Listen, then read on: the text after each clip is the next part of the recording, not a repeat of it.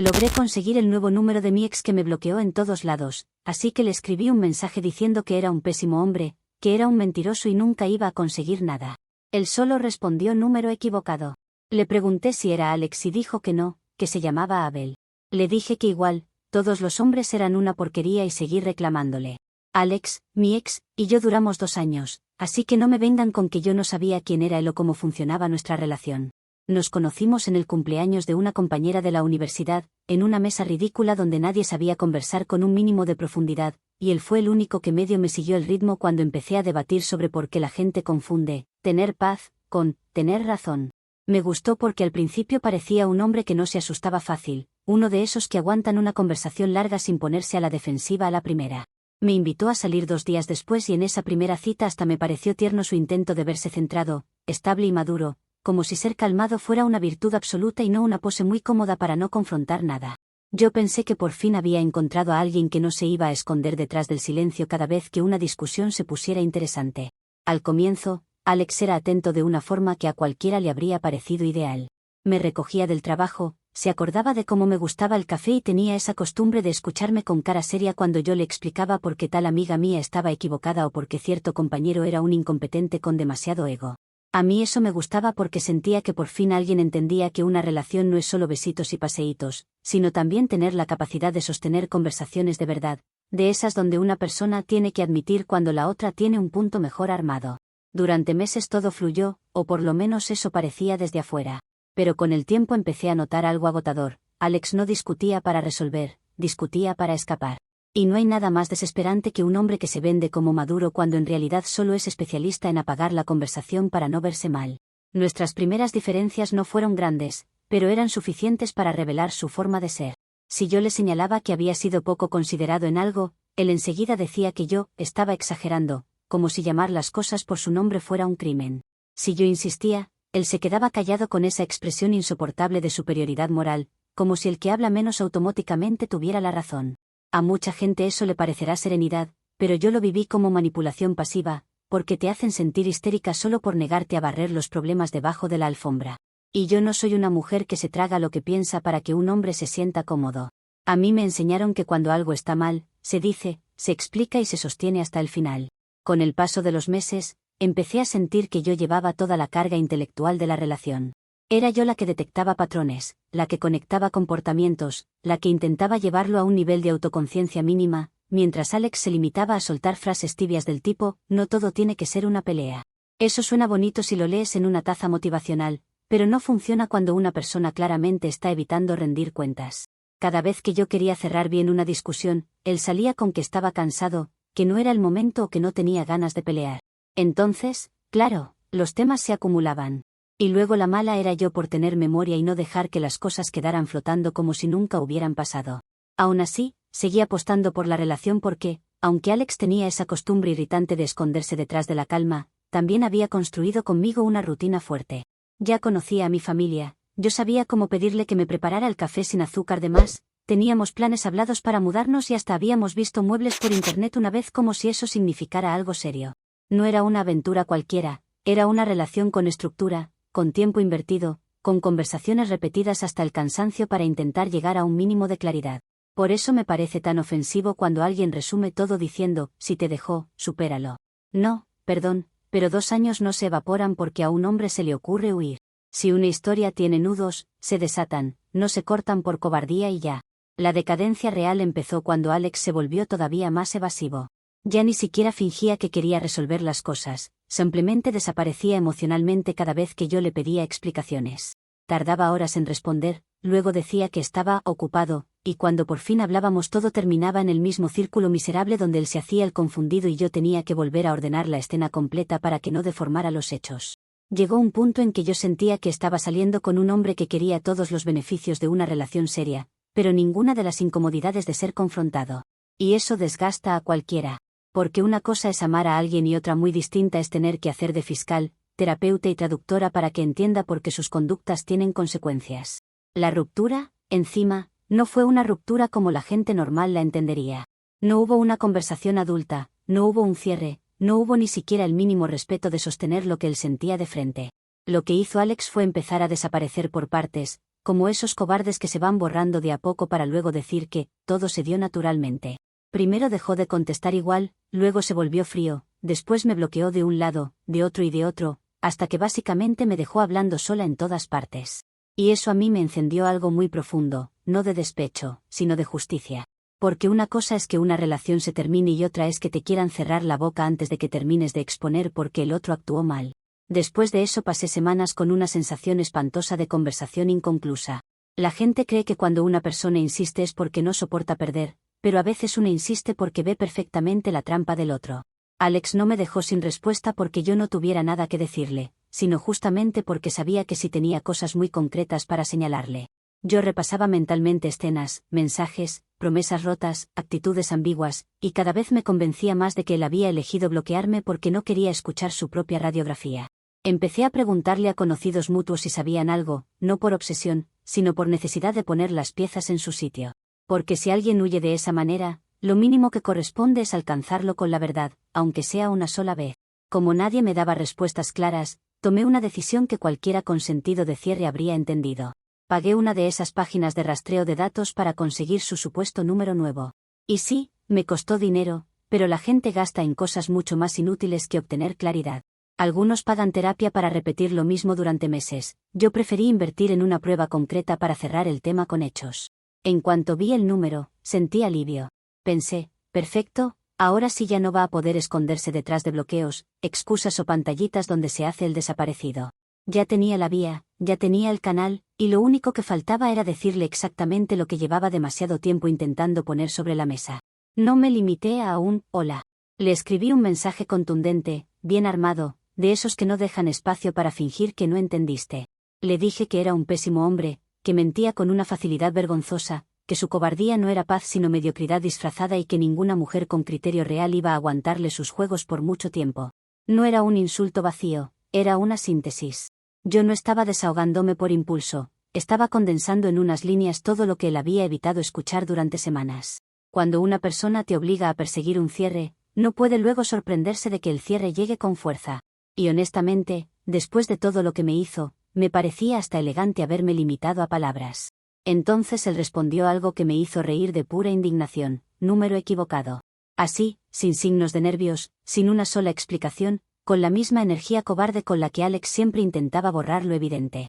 En ese momento me quedó clarísimo que estaba tratando de escapar otra vez. Era demasiado típico en él, no afrontar, no aclarar, no sostener nada.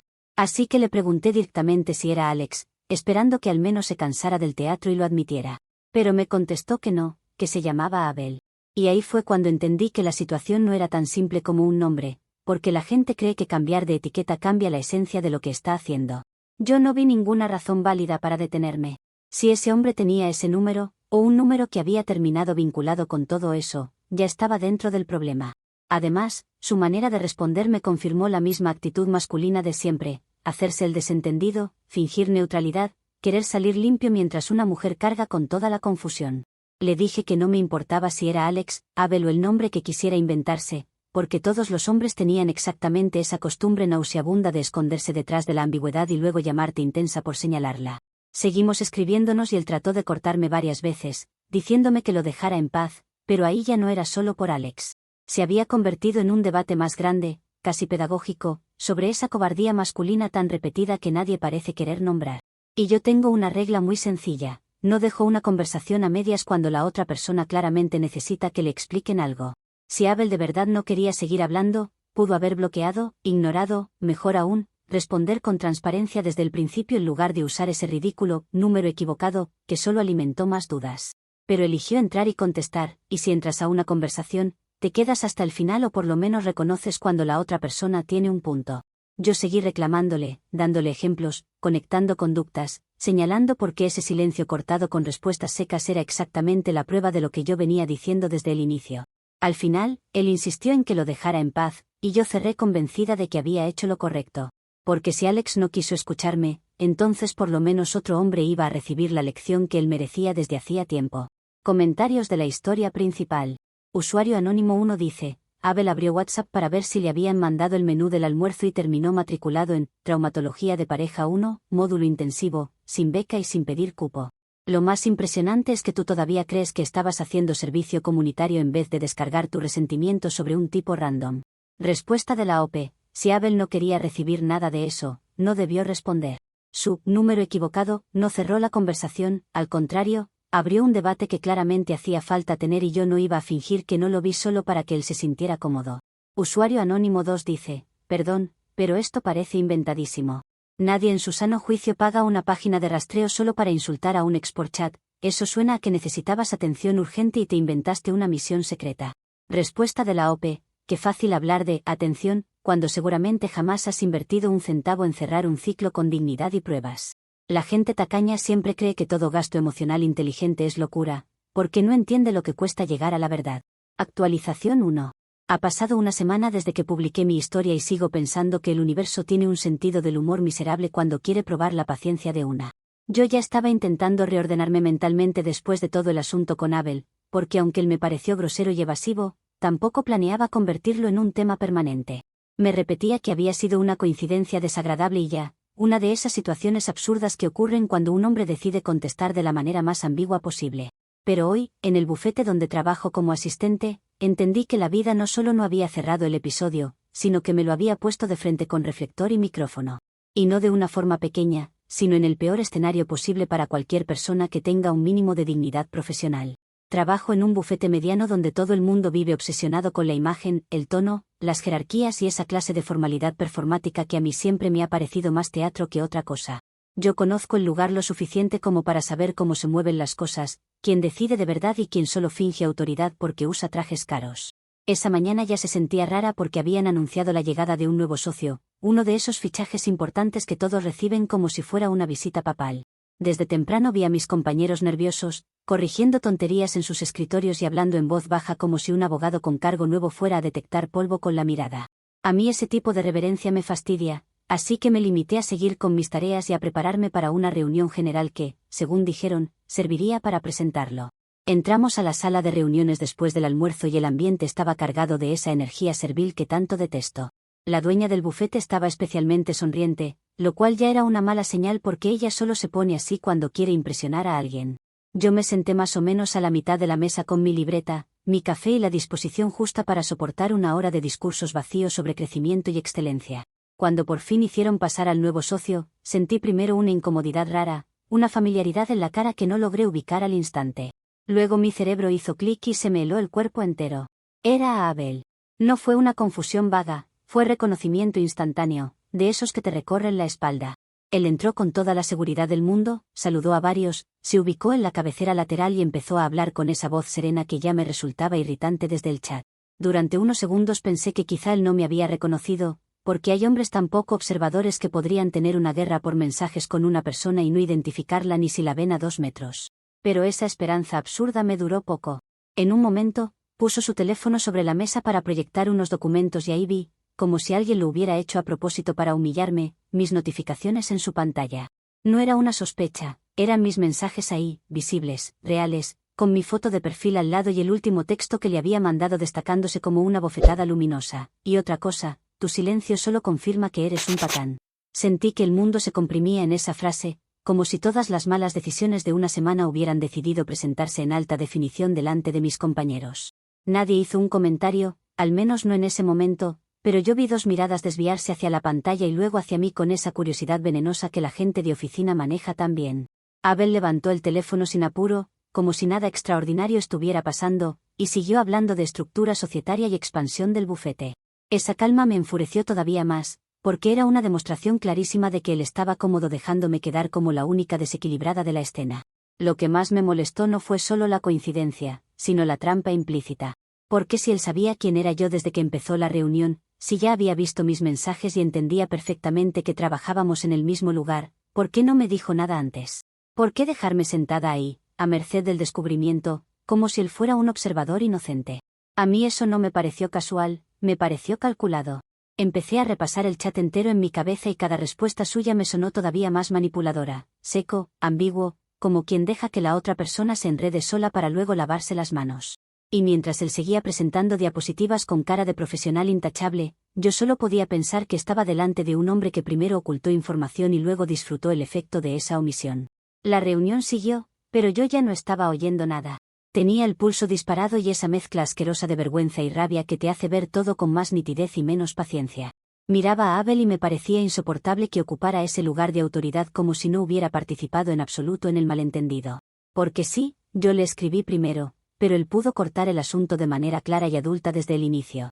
Pudo decir, trabajamos en el mismo bufete, o soy una persona real y esto puede afectarte, pero eligió el juego pequeño del número equivocado, que en contexto ahora se veía hasta conveniente.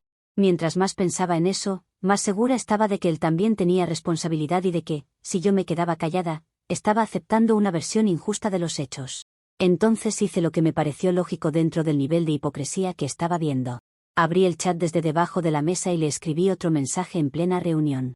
No fue un insulto impulsivo, fue una observación totalmente válida. Le dije que era poco profesional no haberme dicho quién era desde el principio, que su falta de transparencia confirmaba exactamente mi punto sobre los hombres y que dejarme descubrir todo así solo demostraba que prefería la confusión antes que la honestidad. En mi cabeza, eso equilibraba la balanza. Si él iba a fingir neutralidad mientras me exponía en silencio, yo por lo menos iba a dejar constancia de que no me estaba tragando su teatro. Una cosa es pasar vergüenza y otra aceptar pasivamente que te la fabriquen. Lo vi leer el mensaje casi de inmediato. No hizo ninguna escena, que supongo era su manera de hacerse el superior.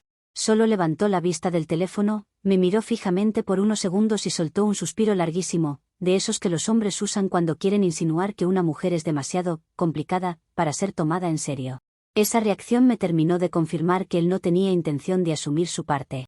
Luego volvió a la pantalla y siguió con la reunión, mientras yo me quedaba con esa rabia seca que da cuando una persona usa el contexto profesional como escudo para no responder algo completamente válido. Y por supuesto, en una oficina llena de cobardes sociales, nadie dijo nada, pero el aire quedó cargado. Cuando terminó la reunión, varios compañeros se fueron demasiado rápido, que es otra forma de chismosear sin parecer chismosos. Una de las asistentes me preguntó si estaba bien con ese tonito falso de preocupación que usan cuando en realidad quieren sacar información. Le dije que sí, que solo había un malentendido con el nuevo socio, porque tampoco iba a ponerme a explicarle a gente mediocre un contexto que igual no sabrían procesar. Abel salió de la sala hablando con la dueña del bufete y ni siquiera se acercó a aclarar nada. Esa omisión final me pareció casi una admisión de culpa. Si él estuviera tan tranquilo de su conducta, habría tenido el valor de decirme algo de frente. El problema es que ahora yo quedé atrapada en una situación donde parecería que la única desubicada fui yo, cuando en realidad todo se originó en su forma equívoca y evasiva de manejar el primer contacto. Mi orgullo, que gracias a Dios sigue funcionando, no me deja pedir disculpas por algo que fue provocado por la falta de transparencia de otro. Yo no le escribí sabiendo que era socio de mi bufete, ni mucho menos buscando meterme en problemas laborales. Lo que hice fue responder a una cadena de opacidad masculina que empezó con Alex y siguió con Abel. Y si eso incomoda a la gente, tal vez el problema no sea mi reacción, sino lo mucho que les gusta proteger a los hombres que nunca hablan claro. Comentarios de la actualización 1. Usuario anónimo 1 dice, sinceramente, tú no quieres conservar el trabajo, tú quieres experimentar un despido en 4D. No hay persona con 2 neuronas funcionales que vea a su nuevo jefe enfrente, con sus mensajes abiertos en pantalla, y piense, voy a insultarlo otra vez en vivo para equilibrar la energía. Respuesta de la OP, que el sea socio no borra la verdad de lo que hizo. La jerarquía laboral no convierte su falta de honestidad en virtud, y yo no voy a volverme sumisa solo porque un hombre tenga cargo y corbata. Usuario anónimo 2 dice, Abel no te debía ni su nombre, ni una biografía, ni una ficha técnica, ni una aclaración existencial. Tú fuiste la que acosó a un desconocido y ahora quieres dar vuelta a la historia porque te salió mal cuando el desconocido tenía oficina. Respuesta de la OP, claro, porque esta sociedad siempre encuentra la manera de proteger al hombre misterioso y dejar a la mujer que busca claridad como si fuera la villana. Qué cómodo les resulta llamar acoso a cualquier intento femenino de obtener una respuesta concreta. Actualización 2. Ha pasado un mes desde la última actualización y, en vez de calmarse, todo se fue volviendo más torcido porque la gente en el bufete es experta en sonreírte en la cara mientras te archiva mentalmente en la carpeta de problema. Después de la reunión con Abel, nadie me dijo nada frontalmente, pero empecé a notar las pausas raras cuando yo entraba a la cocina, las conversaciones que cambiaban de tono si me acercaba y esa amabilidad excesiva que usan cuando creen que una persona está a un paso del colapso. No me gusta que otros definan mi imagen a partir de una escena fuera de contexto. Mucho menos cuando el contexto existe y es perfectamente explicable si la gente tuviera la madurez de escuchar una línea argumental completa. Así que decidí que ya era hora de corregir la narrativa antes de que se consolidara una versión falsa sobre mí. Mi problema nunca ha sido quedarme quieta mientras otros sacan conclusiones mediocres. Yo sabía que, si no hacía algo, Abel iba a quedar como el profesional impecable que soportó con paciencia a una empleada intensa, cuando la realidad era mucho más compleja. No era solo un cruce de mensajes, detrás había una cadena de hechos, antecedentes y patrones que justificaban mi reacción. Y si algo he aprendido, es que cuando una verdad necesita estructura, hay que dársela. Así que me senté una noche en mi departamento, abrí mis chats viejos con Alex y empecé a seleccionar capturas de pantalla como una persona organizada, no como una loca, que es una diferencia que por alguna razón casi nadie sabe apreciar. Armé un dossier de 20 capturas. No eran 20 porque sí, eran las necesarias para mostrar una evolución, un patrón, una lógica relacional que explicara por qué cualquier mujer con criterio habría llegado al mismo punto que yo.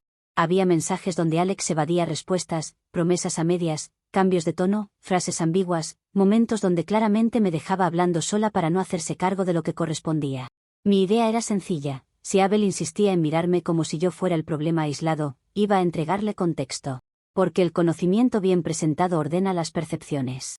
Y yo me negaba a que todo quedara reducido a le mandó mensajes agresivos a un desconocido, cuando había una raíz mucho más profunda detrás. Se lo envié con un texto bastante claro, incluso generoso. Le dije que le compartía ese material para que entendiera que mis palabras no habían salido de la nada, que yo no era una mujer irracional sino una persona reaccionando a una secuencia real de engaños, evasiones y desgaste emocional. También le expliqué que mi intención era que dejara de juzgarme desde una sola escena y viera el cuadro completo antes de posicionarse moralmente. Honestamente, me pareció un gesto hasta elegante de mi parte. No cualquiera se toma el tiempo de documentar su dolor para que otro no saque conclusiones apresuradas. Pero parece que a algunos hombres les incomoda muchísimo cuando una mujer llega con archivos, fechas y pruebas en vez de lágrimas decorativas. Durante 2 días no respondió. Ese silencio me irritó, pero no me sorprendió, porque el silencio masculino casi siempre viene del mismo lugar: incapacidad de sostener un intercambio cuando la otra persona ya organizó mejor los hechos. Yo seguí trabajando, fingiendo normalidad, aunque por dentro estaba convencida de que tarde o temprano iba a tener que acusar recibo. Entonces me llegó un correo de recursos humanos citándome a una reunión privada. No me asusté, al contrario, pensé que por fin habría una instancia formal donde explicar todo sin tener que depender de murmullos de pasillo. Si querían hablar, perfecto. A mí nunca me ha faltado discurso. Entré a la oficina de RRHH y ahí estaba la encargada del área con su expresión neutra de manual corporativo, y Abel, sentado a un lado con esa compostura insoportable que usa para parecer razonable aunque esté contribuyendo a deformar todo. Apenas me pidieron que tomara asiento, ya pude sentir el tono condescendiente del asunto. Hablaron de límites, de comunicaciones inapropiadas, de incomodidad, de percepción de hostigamiento. Y sinceramente, me pareció grotesco. Porque estaban usando un lenguaje de protocolo para esconder una verdad mucho más simple. A un hombre le molestó que le presentaran una línea argumental que no podía rebatir y decidió convertir eso en un asunto institucional. La encargada de RRHH me preguntó por qué le había enviado material personal a un socio del bufete. Le contesté que, precisamente porque era socio y estaba en posición de influir sobre mi reputación, me parecía justo que conociera el contexto completo antes de seguir evaluándome desde un episodio aislado. Le expliqué que las capturas no eran un desahogo, sino evidencia. Evidencia de que mi reacción inicial, aunque fuerte, tenía fundamento. Pero en lugar de valorar el esfuerzo intelectual de presentar hechos ordenados, la mujer siguió con ese discurso plano sobre canales apropiados, bienestar laboral y necesidad de separar la vida personal del espacio de trabajo, como si las personas vinieran partidas en compartimentos.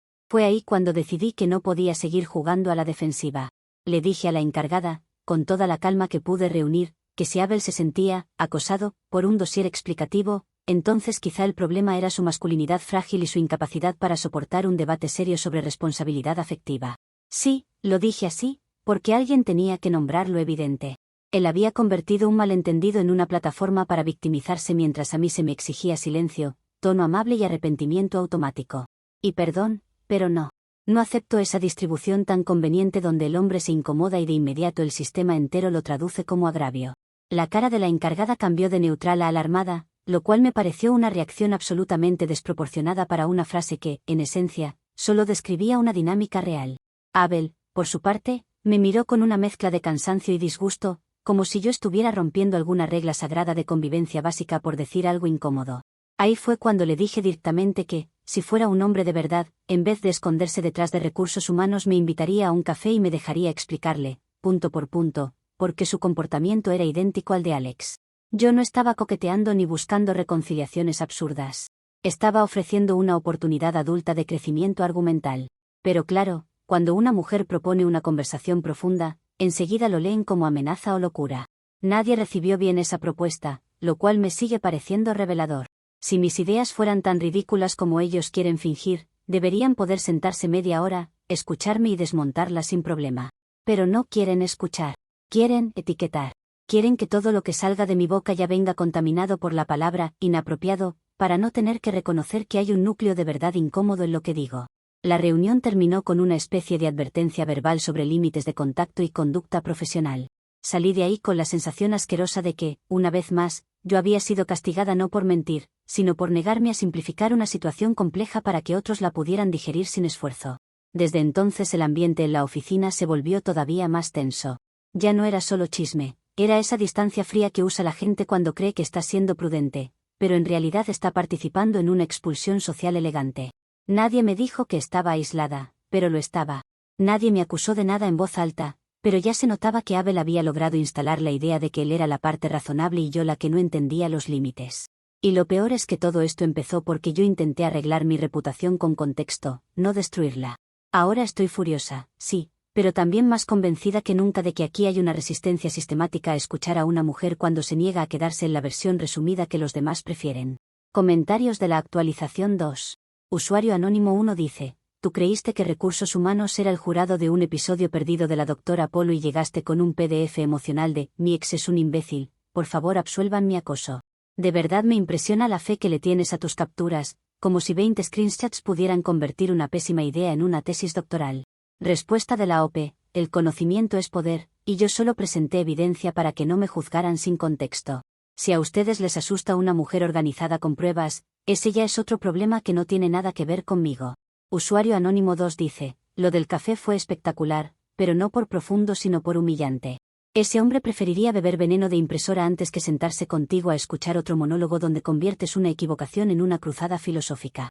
Respuesta de la OP: el café no era una oportunidad para mí, era una oportunidad de crecimiento para él.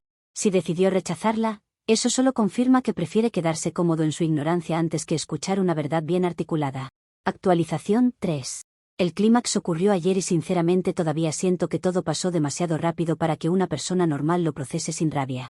Después de la reunión con Recursos Humanos, yo ya tenía claro que dentro del bufete habían decidido empujarme al rincón de la mujer problemática, y cuando una narrativa injusta empieza a tomar forma, o la corriges o te aplasta. Yo sé que mucha gente cree que lo inteligente en esas situaciones es bajar la cabeza y esperar a que pase la tormenta, pero eso solo funciona si la otra parte actúa de buena fe.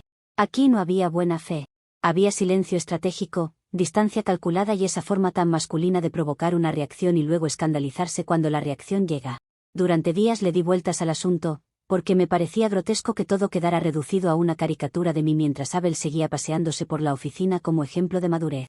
Cuanto más lo veía, más claro tenía que él no solo había alimentado el malentendido, sino que además lo estaba capitalizando. No decía nada directamente, pero su actitud hablaba.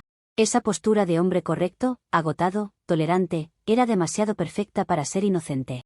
Y si él estaba ganando la batalla pública desde la omisión, entonces yo necesitaba mover la conversación a un terreno donde el silencio ya no le sirviera como refugio.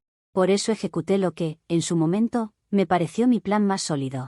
Publiqué en LinkedIn un artículo titulado «La falta de ética de los nuevos socios y la misoginia del silencio». No puse nombres, porque tampoco soy una irresponsable como algunos quieren pintar, pero sí dejé suficientes detalles para que cualquier persona con 2 dedos de frente entendiera de qué caso hablaba. Expliqué cómo un hombre con poder había manipulado una situación desde el primer contacto al no identificarse con claridad, cómo usó la ambigüedad como arma y cómo luego se benefició institucionalmente de la confusión que él mismo ayudó a sostener. Mi lógica era impecable: si él quería jugar al prestigio, yo iba a discutirlo en el territorio del prestigio. Me tomé mi tiempo redactándolo. No fue un arranque escrito a las carreras, fue una pieza argumentativa. Hablé de ética profesional, de la violencia silenciosa de los entornos donde se sanciona el tono de una mujer pero se premia la opacidad masculina, de cómo ciertos hombres convierten la falta de claridad en una herramienta para controlar la percepción de los hechos. Incluso usé frases bastante medidas, porque no quería que se leyera como un berrinche.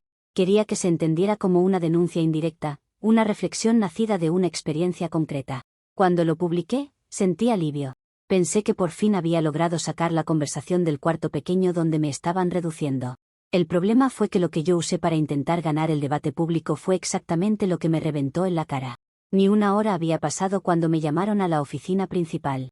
No fue un correo amable, ni una solicitud de conversación, ni uno de esos encuentros con tono suave que todavía te dejan margen. Fue una orden seca. Subí sintiendo una presión rara en el pecho, pero todavía convencida de que, si me enfrentaban, al menos tendría la oportunidad de sostener lo que había escrito. Lo que no sabía era que el asunto era mucho peor de lo que incluso yo, que siempre veo los subtextos, había calculado. Cuando entré, estaban la dueña del bufete, Abel y un abogado externo que jamás había visto. Ahí supe que no era una charla interna. La dueña tenía una cara helada, de esas que usan las personas con dinero cuando ya decidieron que tú eres desechable y solo falta informártelo formalmente. Ni siquiera me pidió sentarme primero. Me dijo que mi publicación era una violación gravísima a los estándares del bufete, que constituía una insinuación difamatoria identificable y que, además, había un patrón previo de contacto no deseado que agravaba todo. Yo intenté responder, pero desde el inicio se notaba que no estaban oyendo para entender, sino para cerrar expediente. Y entonces llegó la revelación absurda que convirtió toda la historia en una ironía cruel. La dueña del bufete me mostró que Abel no era solo socio. Era su prometido. No, su pareja de hace poco, no, alguien cercano, su prometido. Así que de pronto todo el escenario cobró otra escala, porque ya no estaba enfrentando solo a un hombre ofendido, sino a una estructura entera cerrándose sobre sí misma para protegerse. Pero lo más humillante no fue eso. Lo peor vino cuando ella explicó, con una calma casi ofensiva, que el número al que yo había escrito era un antiguo número de empresa que ella misma le había regalado a Abel meses atrás. Un número que Alex jamás había tenido. Yo me quedé helada, no porque me convenciera de que había actuado mal, sino porque entendí de golpe el tamaño de la estafa. La página de rastreo me había vendido humo.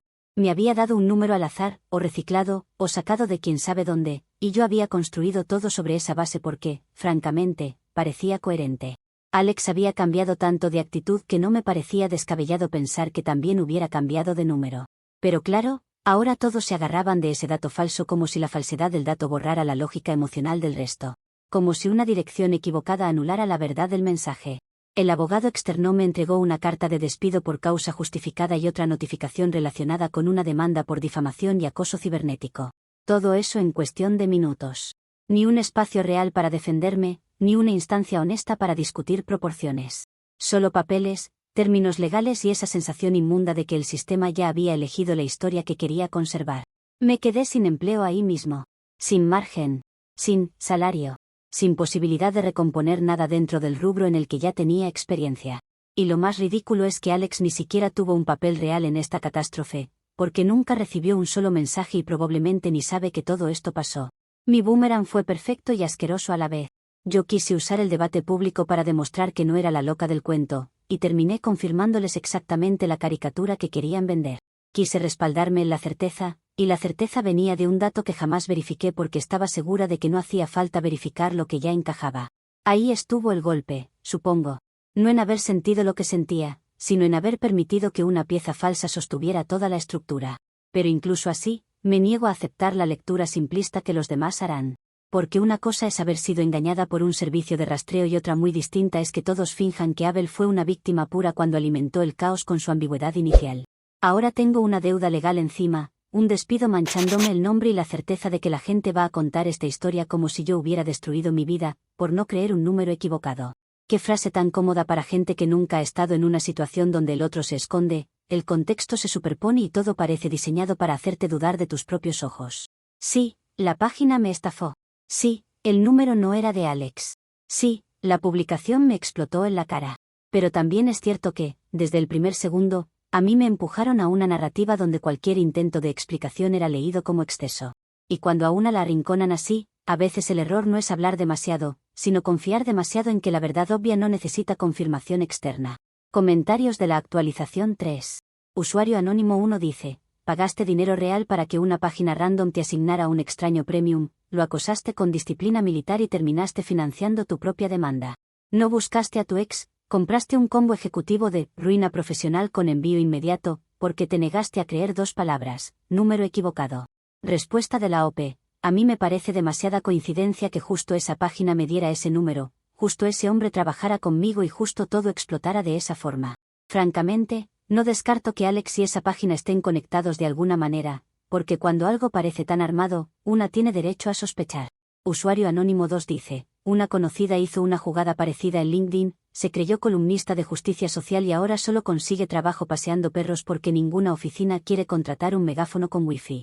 Vas por el mismo camino, solo que con más capturas, menos vergüenza y una mercadotecnia del desastre impecable.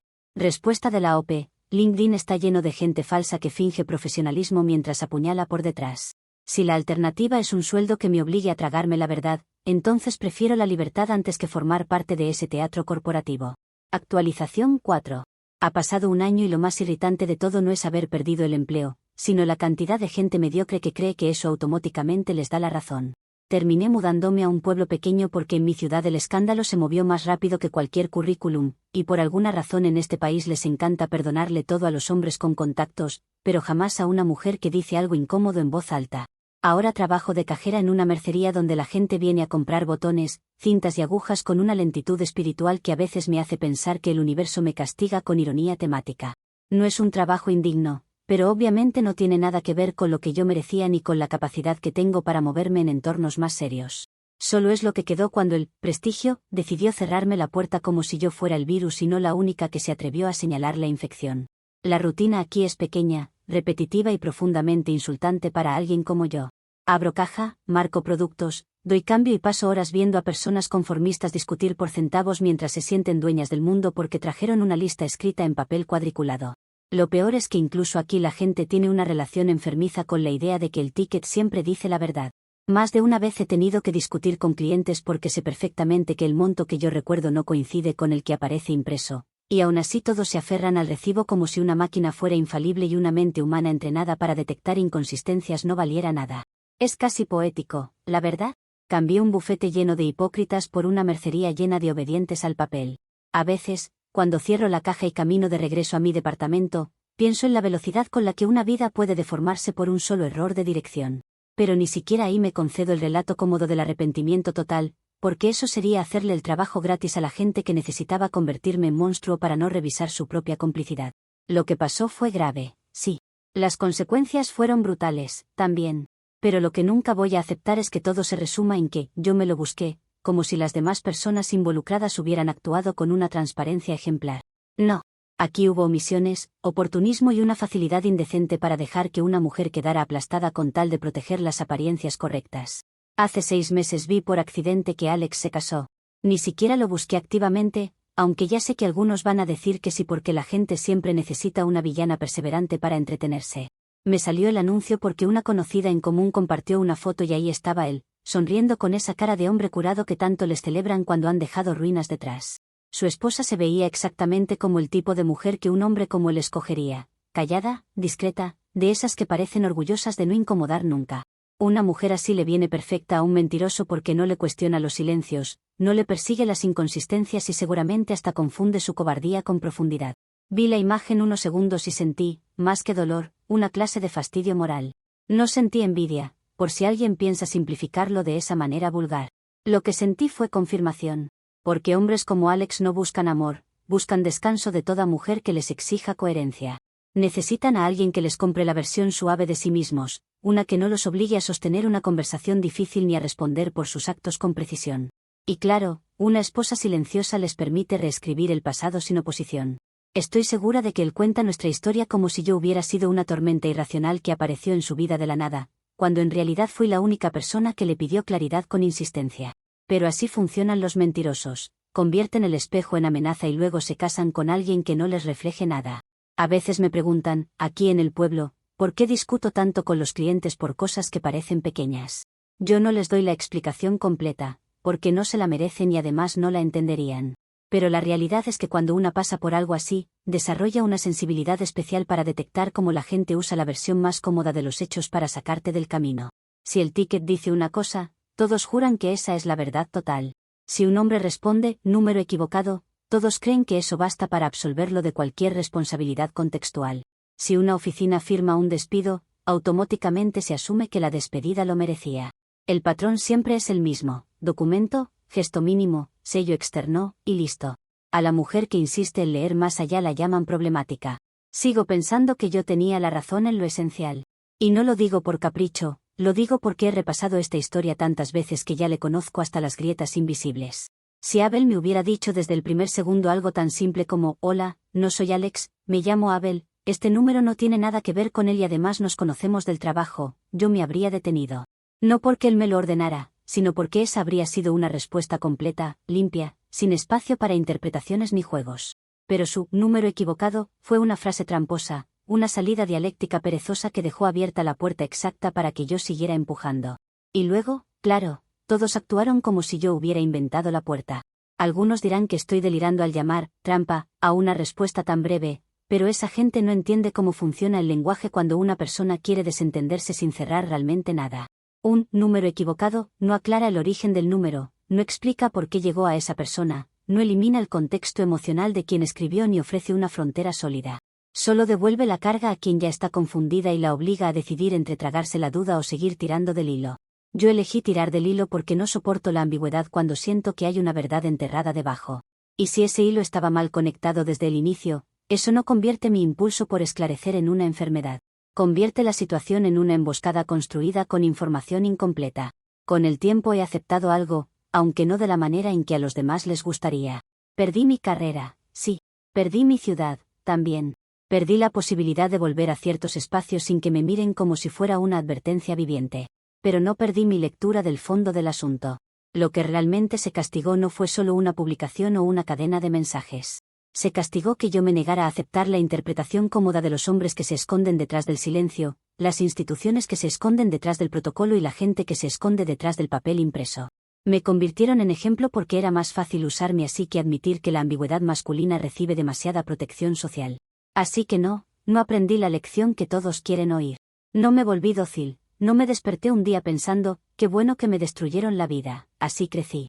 Lo que creo es otra cosa. Creo que fui la única persona con el valor de decir las cosas como son, y que el castigo vino porque ese tipo de verdad no le conviene ni a los hombres como Alex, ni a los hombres como Abel, ni a las mujeres que construyen empresas enteras para sostenerles la imagen. Algún día, cuando la relación de Abel y la dueña del bufete se caiga por el peso de sus propias mentiras elegantes, alguien va a recordar todo esto. Y ese día, aunque nadie me llame para disculparse, la realidad hará lo único que sabe hacer tarde o temprano, darme la razón. La verdad no necesita un empleo para seguir siendo verdad.